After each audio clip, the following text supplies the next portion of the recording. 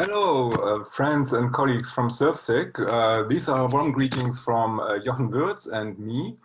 And first and foremost, we would like to tell you we miss you. I think there can be no match for a personal meeting at the SERVSIG conference. If you ever visited one, you know what I mean. Nevertheless, we would like to share our work with you in this rather asset-lean environment, and that brings us to the key topic we want to talk about.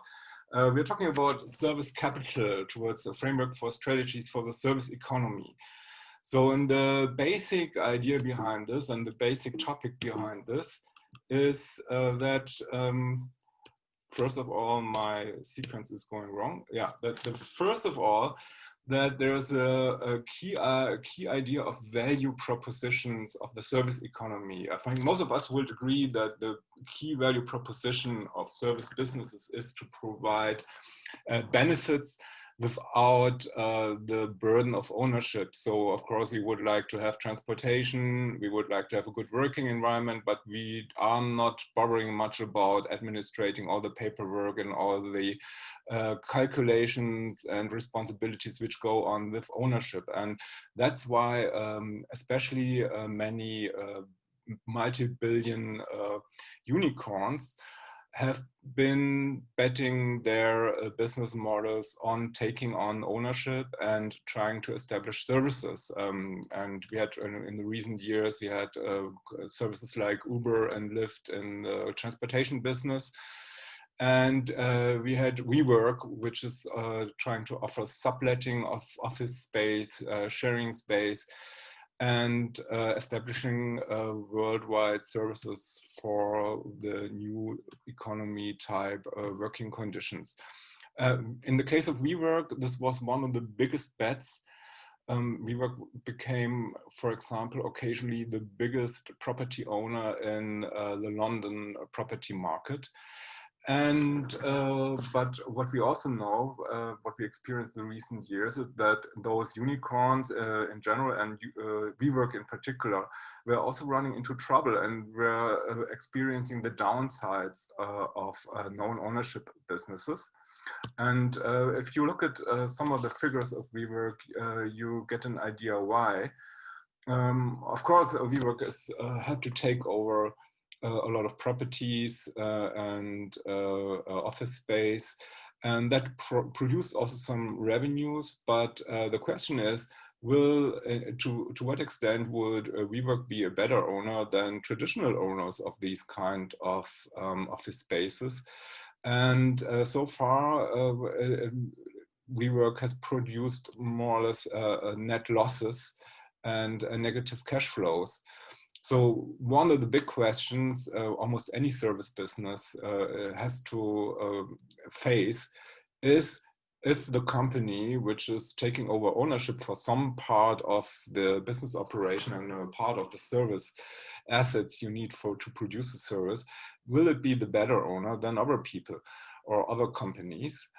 And so that comes to the second thing. If you compare Uber, WeWork to some sort of traditional property companies like IWG, they have identified probably the more profitable parts of the business. So they can, with a much lower asset base, they can create a much higher revenue, and therefore they have also been able to generate some sort of profits. So what we see here is that we know the story of WeWork. So they had to withdraw from an IPO. The SoftBank, which was the extremely generous funder for this, with almost limitless cash providing these kind of business model, had to withdraw from this. So this has not worked. So this comes to some kind of general questions related to this, which are also quite pertinent for business services and for service research. So first of all, simply shifting the ownership from the client to the provider is not necessarily a condition for a sustainable value proposition. Of course, we as clients are very happy if we get some sort of service without the need to care for all the complex things related to asset ownership related to that. But still the provider company, the service company has to ask herself, well, am I really the better company to provide this kind of service?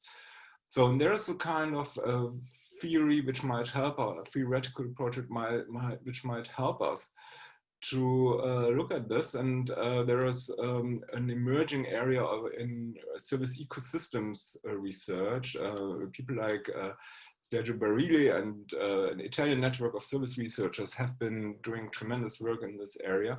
We are looking at the different types of ecosystems and the components and the interactions in ecosystems which are at work, which are driving value from particular assets and driving the value which emerges through the interaction of different types of assets.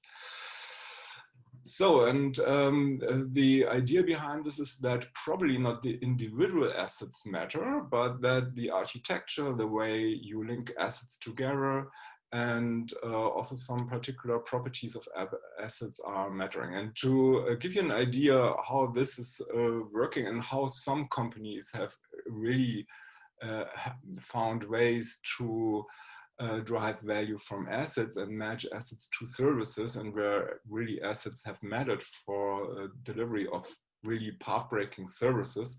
Look at the history of Amazon.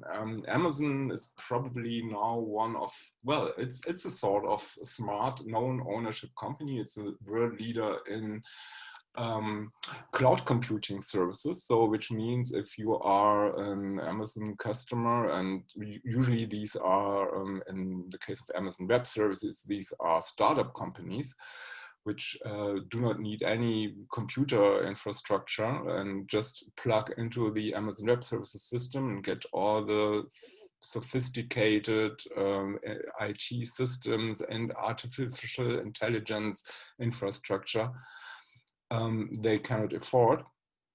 So if you go into the history of this, you get some idea where how you start up, how you can establish these kind of non-ownership services, or we might call them rather smart ownership services, by the way.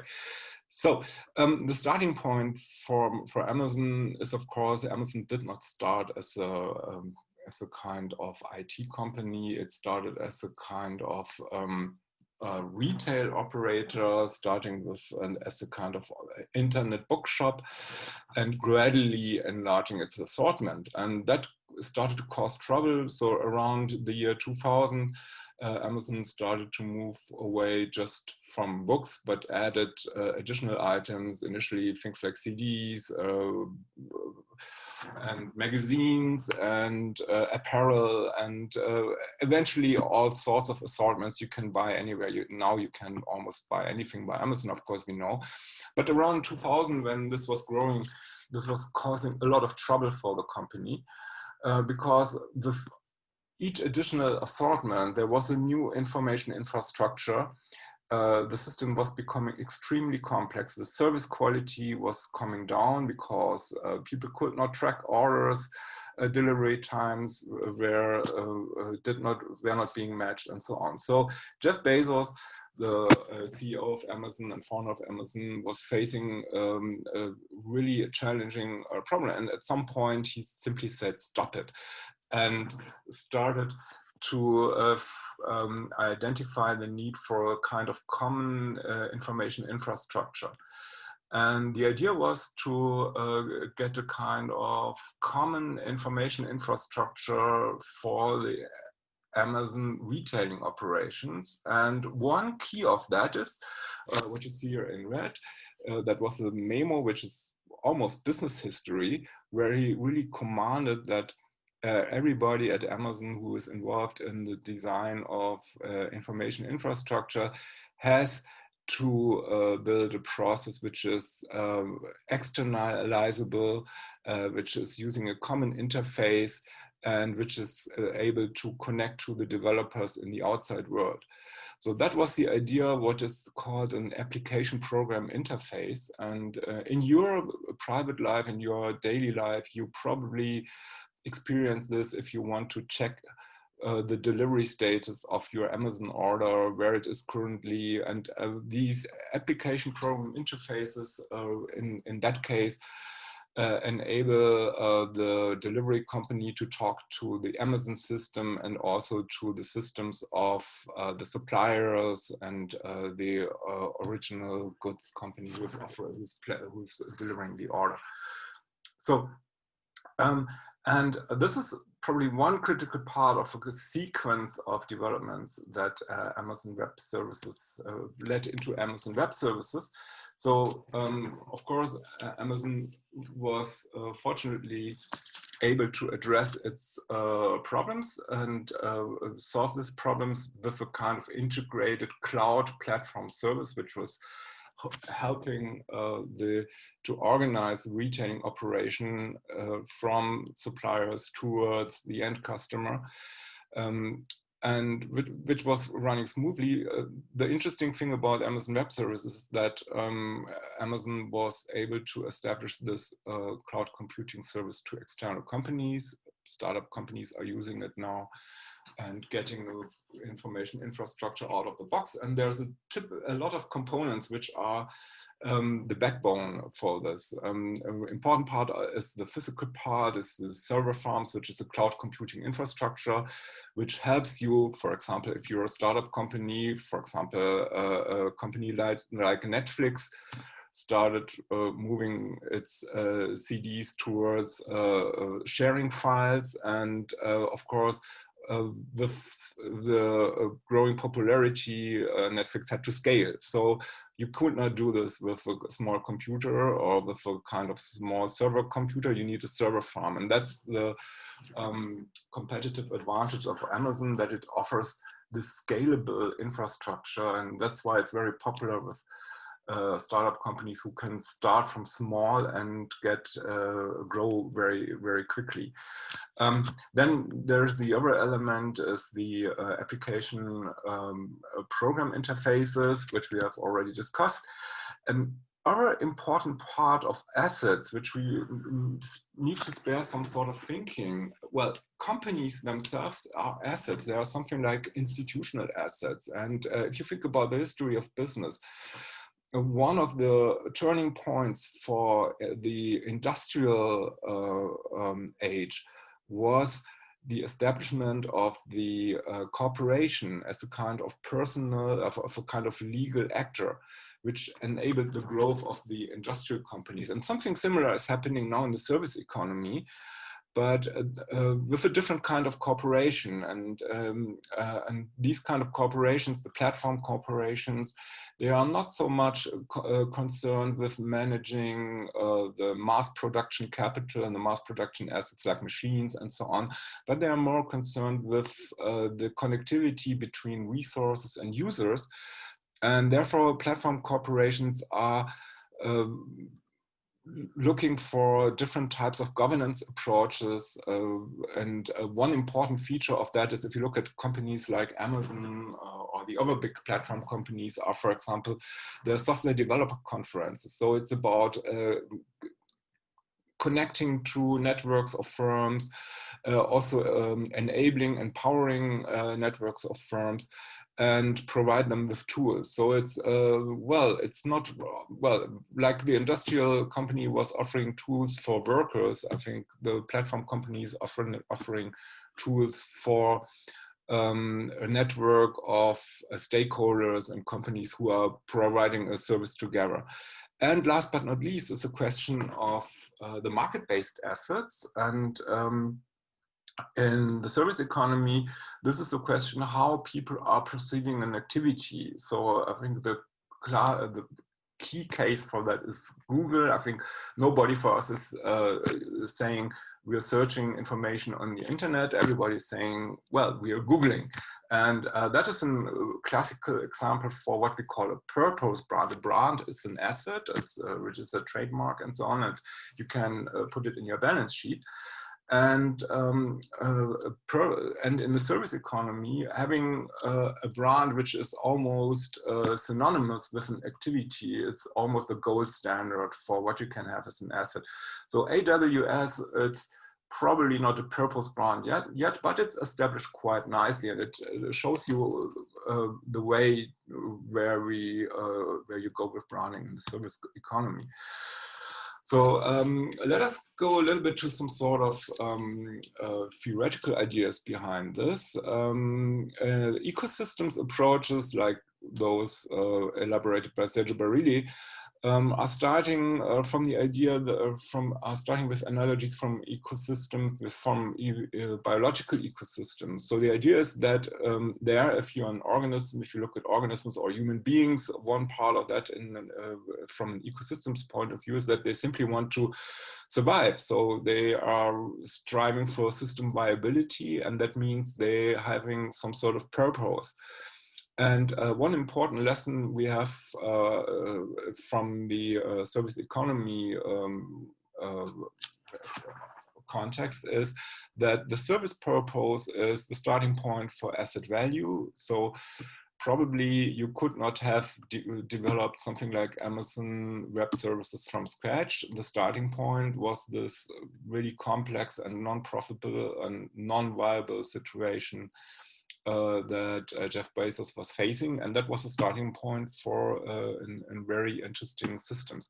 Emergent properties, which means the assets are not valuable in isolation. The assets are valuable in interaction. And also there are multiple levels which are relevant in this. So there are physical elements. So there's almost anything is physical. So it's a physical platform, and this physical platform might be reorganized through knowledge, through insights, so intellectual property, and also through organizations. So these different types of elements are reflecting also some sort of emergent value. Then there's something like nonlinear behavior, which means you're experiencing and you're trying to get feedback loops from your environment. And in the case of Amazon, for example, clearly looking at for an external view and connecting to the external environment was a starting point then to a much higher scaling business, which was moving way beyond the retailing sector. And last but not least, a really important point is looking the interconnections between these different types of levels of service capital. So which means there's some sort of idea of gestalt or architecture of assets, which are bringing these different components together to a system which finally is delivering well, excellent value. So this brings us to let's bring this back to reflecting on assets. So there might be something like particular asset types which might be particularly relevant in the context of service economy and for service companies. And it might be worthwhile to take a closer look at those.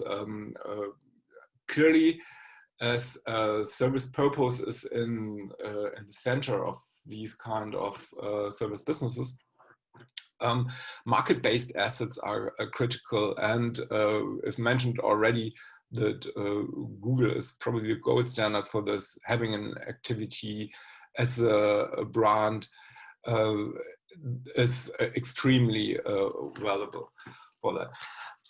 Regarding the institutional assets, the platform corporation, so thinking about corporations as hubs for or as workshops for which offer tools and infrastructure for other companies and for other stakeholders.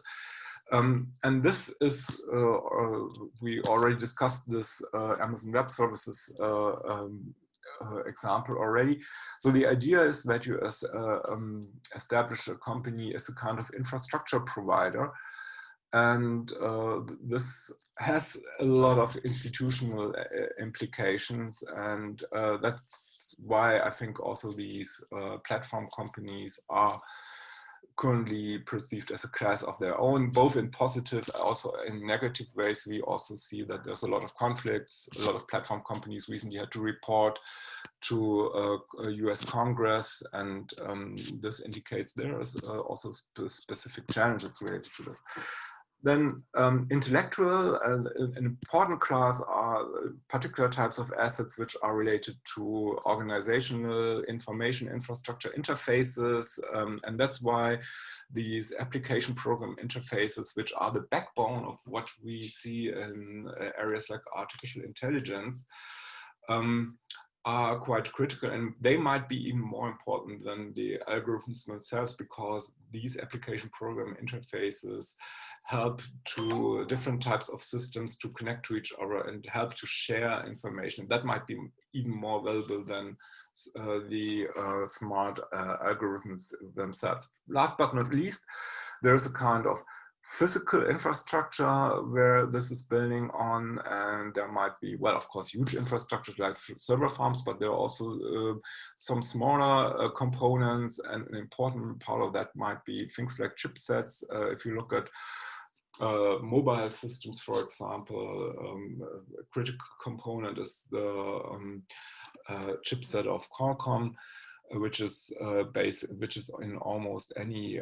Android mobile phone, and that provides some sort of interface between the physical world and the human world. Or if you have one of those smart earphones, there's another type of chipset which is, well, making those earphones relatively smart. And this seems to be a very backbone of these kind of services. So conclusion, I think for propositions of services, we might need to rethink the proposition of non-ownership, and it's not about substituting ownership, at least if you look at it from the perspective of the service company. I think the challenge is, and that see we with the trouble with all these unicorn companies, which are not delivering that performance they have promised for some time.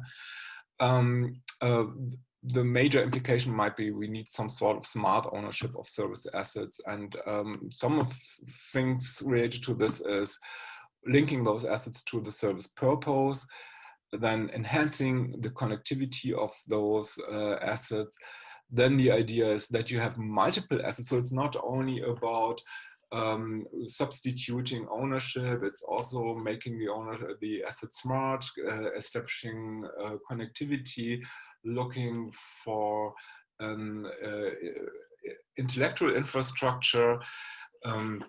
So for example, with the help of these application program interfaces, and looking also for an institutional infrastructure with organizational approaches and governance approaches, which are linking the service firm or the platform firm to its ecosystem. So we have already started to look at these kind of strategies, and have already elaborated some elements of this, and made the point that there is some orchestration needed for service capital. So you may look at our service management review paper from 2017 if you're interested into that. And also we need to point out that economic theory, there might be a gap in economic theory, because we have more or less two big strands in economic theory. One is just looking at capital as a kind of homogeneous fund, so more or less like a financial number. And there's another more libertarian school, which is looking capital more as like an idea of individuals, of individual entrepreneurs, which might have a smart idea how you recombine different types of capital. But the really interesting part seems to be in this ecosystem approach, where you look at different types of relationships between physical assets, between organizations, institutional assets, and how you link them together. And that seems to be a very promising path, also looking at capital. And if you look at what's happening as response to all the challenges we're looking at, and regarding sustainability of businesses, the reconstruction of businesses as a response to COVID. A lot of investments are going into service processes, and all these challenges are related to well, bringing these different levels together. So which brings us to some sort of implications of management from the service capital view. Well, in recent years, we had the discussion about responsible business, sustainability of business, and this has caught a lot of interest also in top management boards, or also about from leading management thinkers like Jay Barney, who's making the point that, well, stakeholder value might matter right now. Well, one of the major implications might be that really, if you look at it from the perspective of service ecosystems, that, well, benefit corporations might play an important part, identifying benefits, so particular things which we need to address to make the world more sustainable might be not only an ethical idea, it might also be a good starting point for a business. And I'm currently looking at a couple of companies, for example, Natura Cosméticos, a Brazilian company who is reinventing the whole beauty business, starting from ingredients in the Amazon, through working with suppliers and empowering suppliers to become smart cosmetic suppliers, towards health issues with clients, is reinventing the whole business based on a kind of benefit proposition. Then things like the architecture of capital. So managers need maybe not look at the isolated assets, but look at the complementarities between what type of physical asset capital they have. Link this to the institutional assets, so what kind of business units and what kind of organizational structures they are engaged with, and the social capital, like for example, the networks of software developers or suppliers or partners or whatever, and bring this together. So looking at the interrelations and synergies between these kinds of assets seems to be a key challenge for managers. And related to this, path dependencies, how you move from physical value towards social and intellectual value. And a major implication of this is, well, if you look at the case of Amazon Web Services, of course, Jeff Bezos might have had a lot of pragmatical solutions for a situation. But one of the most important points of his story is that he looked at for a systemic solution. So clock building rather than time telling. And I think that seems to be a major lesson for the role of capital in the service business and its strategy implications. So, and I thank you for your attention so far. And just in case you're working on similar topics, I also can share with you that we are currently having a call for papers open on innovation ecosystems. It's going to be a special issue in industrial marketing management. And you still have, if you have some research going on which is related to this, you still might consider that. It's the call is open until August 31st, 2020. And yeah, you find the link, well, you might copy the link from here, or you just go to the Industrial Marketing Management website and look for calls for papers, and you find innovation ecosystems of calls for papers. So thank you for attention so far, and we are looking forward to see you soon, and I hope in a real world SERVSIG conference, and or maybe in some other service environments. And I wish you the best, and take care.